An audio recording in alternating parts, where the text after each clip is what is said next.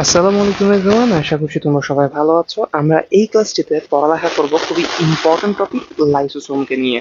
তো লাইসোসোম থেকে আমাদের মেইনলি শর্ট নোট আসতে পারে, তো এখান থেকে ইনফরমেশন খুবই লিমিটেড।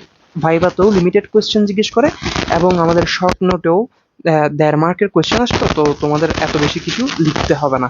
তো প্রথমে আসো, লাইসোসোম জিনিসটা কি। অবভিয়াসলি এটা হচ্ছে একটা অর্গানালি, যেটা ভেসিকুলার অর্গানালি। যেটা কিরকম অর্গানালি? ভেসিকুলার অর্গানালি, মানে এরকম একটা ভেসিকল, এটা আর কিছুই না। এই ভেসিকলটা যে তৈরি হচ্ছে, এটা কোত্থেকে তৈরি হয়? এটা তৈরি হবে মূলত গলজি অ্যাপারটাস থেকে। তাহলে ফরমেশন অফ লাইসোসোম অ্যাকচুয়ালি কোথায় হবে? গলজি অ্যাপারটাসে হবে। তাহলে 1 নাম্বার, এটা কিরকম organ? Vesicular organ. 2 number information হচ্ছে এটা তৈরি হবে কোথায়? গলজি অ্যাপারটাসে। আর অবশ্যই এটা সাইটোপ্লাজমে থাকবে, এটা তো স্বাভাবিক কথাবার্তা। এবার আসো, এটার স্ট্রাকচার যদি আমরা একটু বলি, সেক্ষেত্রে এটাও কিন্তু লিপিড বাইলেয়ার মেমব্রেন দিয়ে তৈরি। মানে it is surrounded by lipid bilayer membrane. এবং খুবই খুবই ইম্পর্ট্যান্ট ইনফরমেশন হচ্ছে এটা, যেটা ভাইভাতেও তোমাকে জিজ্ঞেস করবে। ইট প্রেজেন্টস 40 ডিফারেন্ট হাইড্রোলেজ এনজাইম। মানে এখানে হাইড্রোলেজ এনজাইম থাকবে। অবভিয়াসলি এগুলো কিরকম এনজাইম? ডাইজেস্টিভ এনজাইম, ডাইজেশনে হেল্প করে, ঠিক আছে। তো লাইসোজোম ফ্যাগোসাইটোসিসের সাথে রিলেটেড, তারপরে মানে যত রকমের ডিগ্রেডেশন কিলিং প্রসেস আছে এগুলোর সাথে রিলেটেড, এটা আমাদেরকে একটু মাথায় রাখতে হবে। এবার আসো, কি কি আছে এখানে এনজাইমের মধ্যে, কোন কোন ক্যাটাগরির এনজাইম আছে। যেমন রাইবোনিউক্লিয়াস এনজাইম আছে, যেটা এটাকে ডিগ্রেড করবে। ডিঅক্সিরাইবোনিউক্লিয়াস এনজাইম আছে, ফসফেটেজ আছে, তারপর গ্লাইকোসিডেজ আছে। এগুলা জাস্ট জানার জন্য জেনে রাখবা। যেমন এখানে এই যে কোলাজেন, এটা এটা জিজ্ঞেস করো তো। আর হচ্ছে যে এখানে ফসফেটেজ জিজ্ঞেস করবে, আর হচ্ছে এই দুইটা জিজ্ঞেস করবে, আর বাদ বাকিগুলো তেমন একটা জিজ্ঞেস করে না, ঠিক আছে। তো এই এনজাইমগুলোর নাম এবং কোন জিনিসটাকে তারা অ্যাকচুয়ালি ডিগ্রেড করবে বা ভেঙে ফেলবে সেটা একটু জেনে নিবা, ঠিক আছে। তো আলটিমেটলি লাইসোজোমের ফাংশনটা কি? Damage of the cellular structure. এরা সেলুলার স্ট্রাকচারের ড্যামেজ ঘটাতে হেল্প করবে। Food particle that have been ingested by the cell, এদেরও কি করবে? ডিগ্রেডেশন ঘটাবে। এবং unwanted matter of unwanted matter, যেগুলো আমাদের শরীরে থাকতে পারবে না এরকম টাইপের জিনিসপাতির এরা কি করবে? কিলিং ঘটাবে, যেমন ব্যাকটেরিয়া। তাহলে এদের ফাংশন অ্যাকচুয়ালি কি কি? 3টা ফাংশন: সেলুলার স্ট্রাকচারটাকেই ড্যামেজ করা, food particle that have been ingested by cell সেটাকে ডিগ্রেড করা, এবং unwanted matter such as bacteria, virus, বক্কচক্কর এরকম যাবে যেগুলো আছে সেগুলোকে কি করা? ডিগ্রেড করা। এই 3টা হচ্ছে তাদের অ্যাকচুয়াল ফাংশন। এবার আসো, শর্ট নোটে এটাও আসতে পারে কিভাবে অটোলাইসিসটা হয়ে থাকে। অটোলাইসিস মানে কি? এই যেটা কি বলে এটাকে, লাইসোসোম, এটা কিন্তু তোমার নিজের সেলকেই নিজে কি করে ফেলতে পারে? ধ্বংস করে ফেলতে পারে। কিভাবে ধ্বংস করে সেটার প্রসেসটাই হচ্ছে অটোলাইসিস। দেখো, বিষয়টা হচ্ছে এরকম: একটা সেলের ডেথ হয়ে গেল, অথবা মেনলি সেলটা ইনজুর্ড হলো। তো ওই সেলটা যখন ইনজুর্ড হবে, তখন ওই ইনজুরির কারণে স্টিমুলেটেড হবে এই যে লাইসোসোম। এটা এটা আলটিমেটলি কি হবে? এটা ভেঙে যাবে। এটা কি হবে? এটা ব্রেকডাউন হবে, এটার মেমব্রেনগুলো ভেঙে যাবে, ঠিক আছে। তো মেমব্রেন যখন ভেঙে যাবে, তখন মেমব্রেন যেটাকে আবদ্ধ করেছিল, তথা এনজাইমগুলো, সেই এনজাইমগুলো আর কি আবদ্ধ থাকবে না, সেগুলো কি হয়ে যাবে? রিলিজ হয়ে যাবে। তো ওই এনজাইমগুলো যখন রিলিজ হয়ে যাবে, সেই এনজাইমগুলো ডিস্ট্রয় করবে the structure of the own cell. মানে সেলের নিজের স্ট্রাকচারকেই ওই লাইসোজোমের এনজাইমগুলোই কি করা শুরু করবে? ডিস্ট্রয় করা শুরু করবে। এইভাবেই করে আমাদের লাইসোজোম অটোলাইসিসে হেল্প করে, ঠিক আছে। আর কি জানতে হবে এখান থেকে? তোমাকে আরেকটা সেম প্রসেস আরেকভাবে জিজ্ঞেস করবে যে সুইসাইডাল ব্যাগ হিসেবে কাজ করে কে? লাইসোজোম সুইসাইডাল ব্যাগ হিসেবে কাজ করে, সেম মেকানিজম লিখে দিবা, দেখবে যে কাজ হয়ে গেছে। সো এই ছিল আমাদের লাইসোজোম নিয়ে কথাবার্তা। এবার আসো, এরপরে আমরা এখন পড়ালেখা করব পারক্সিজমকে নিয়ে। পারক্সিজম থেকে ইনফরমেশন মাত্র 2টা। একটা হচ্ছে যে এরা, আচ্ছা, এদের স্ট্রাকচারটাও কিন্তু কিছুটা তোমার লাইসোজোমের মতোই। তবে এরা কিন্তু কিভাবে তৈরি হয়? সেলফ রেপ্লিকেশনের মাধ্যমে তৈরি হয়, অথবা এন্ডোপ্লাজমিক রেটিকুলাম যেটা আছে, সেই এন্ডোপ্লাজমিক রেটিকুলাম থেকে বুদবুদ আকারে বের হয়ে আসবে। কথা হচ্ছে এতটুকু।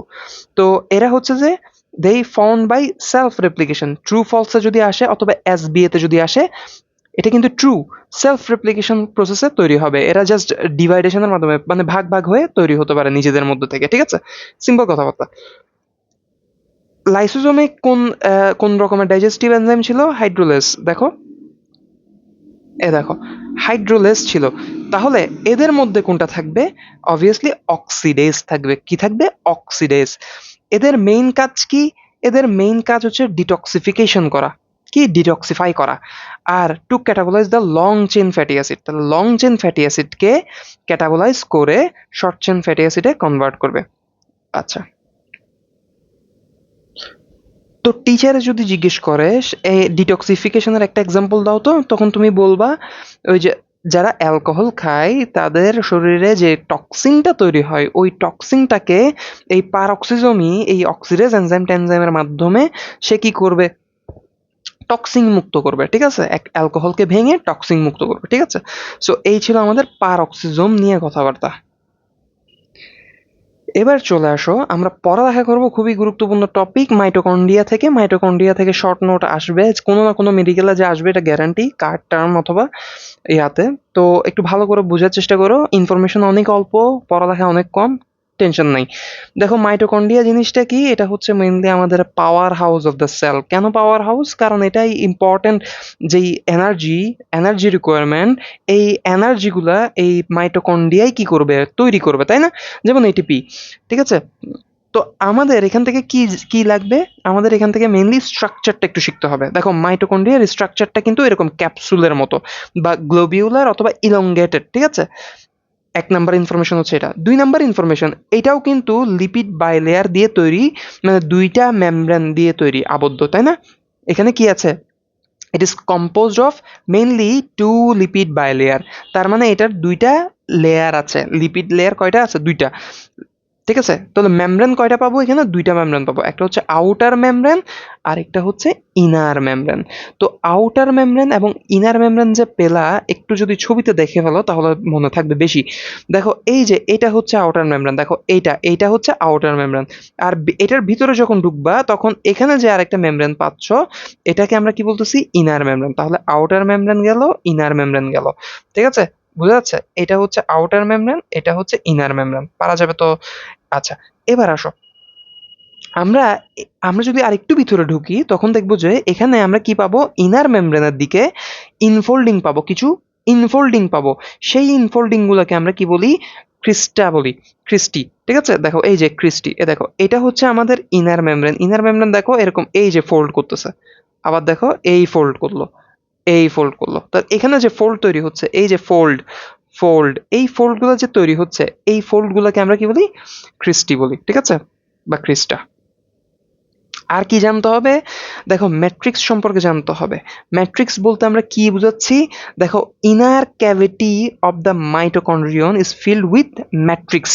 তাহলে ম্যাট্রিক্স হচ্ছে যে অবভিয়াসলি একটা লিকুইড টাইপের জিনিস, যেগুলো এখানে থাকবে, দেখো এই জায়গাগুলোতে থাকবে, এখানে থাকবে, এখানে থাকবে, এখানে থাকবে, এখানে থাকবে, ঠিক আছে? তাহলে ইনার মাইটোকন্ড্রিয়নে থাকবে, ঠিক আছে? তো এই ম্যাট্রিক্সের মেইন কন্টেন্ট কি?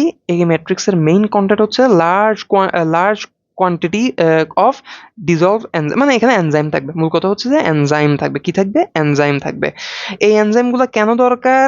ওই যে necessary for extracting the energy from the nutrient, মানে আমাদের নিউট্রিয়েন্ট থেকে ঠিক পরিমাণ এনার্জিটা সুন্দর করে বের করে আনার জন্য এই এনজাইমগুলা কি করবে? কাজ করবে, হেল্প করবে।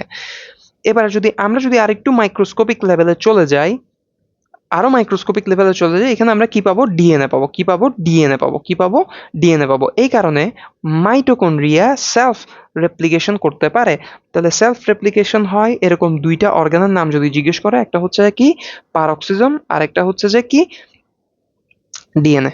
আচ্ছা, এবার আসো ডিএনএ। আচ্ছা, আর কি আছে? আর কি জানতে হবে? তাহলে ডিএনএ কি করে? সেলফ রেপ্লিকেটিং অ্যাবিলিটি আছে, কারণে এই মাইটোকন্ড্রিয়ার কি আছে? নিজস্ব ডিএনএ আছে, এই কারণে, ঠিক আছে? এবার আসো এটার ফাংশন। অবভিয়াসলি ফার্স্ট যেই ফাংশনটা সেটা হচ্ছে ফরমেশন অফ এটিপি, মাইটোকন্ড্রিয়া কি তৈরি করতে হেল্প করে, এটিপি তৈরি করতে হেল্প করে, এবং খুবই খুবই ইম্পর্ট্যান্ট যেহেতু এটা ডিএনএ কন্টেন করে, তাহলে এটা নিজেই কি করতে পারবে, আরএনএ তৈরি করতে পারবে, এমআরএনএ তৈরি করতে পারবে, স্বাভাবিক কথাবার্তা না? আচ্ছা, এই দুইটা ইনফরমেশন তো দিবা, সাথে আর কি দিবা? Mitochondria present lot of enzyme, যেই এনজাইমগুলো রেসপিরেটরি চেইন অথবা ইলেকট্রন ট্রান্সপোর্টে হেল্প করে, অক্সিডেটিভ ফসফোরাইলেশনে হেল্প করে, টিসিএ সাইকেলে হেল্প করে, বিটা অক্সিডেশনে হেল্প করে। এই ইনফরমেশনটা সবচেয়ে বেশি ইম্পর্টেন্ট। আর এই ইনফরমেশনের প্রত্যেকটা তুমি এই ইন্ডিভিজুয়ালি শিখবা কোথায় জানো? বায়োকেমিস্ট্রি, যেটা মেটাবলিজম চ্যাপ্টারটা আছে, সেই মেটাবলিজম চ্যাপ্টারে রেসপিরেটরি চেন নিয়ে ইন্ডিভিজুয়াল ক্লাস আছে, অক্সিডেটিভ ফসফোরাইলেশন নিয়ে ইন্ডিভিজুয়াল টপিক আছে, টিসিএ সাইকেল তো very very much important, beta oxidation super duper important. So এই ছিল আমাদের ইয়া নিয়ে কথাবার্তা, ফাংশন নিয়ে কথাবার্তা। ছবিটা আরেকবার দেখে নাও। এই হচ্ছে আমাদের মাইটোকন্ড্রিয়া। অবশ্যই আউটার মেমব্রেন দিতে হবে, ইনার মেমব্রেন দিতে হবে, ম্যাট্রিক্স এবং ক্রিস্টে এগুলো দিতে হবে, আর এগুলো না দিলেও চলবে। সো এই ছিল আমাদের মাইটোকন্ড্রিয়া নিয়ে কথাবার্তা।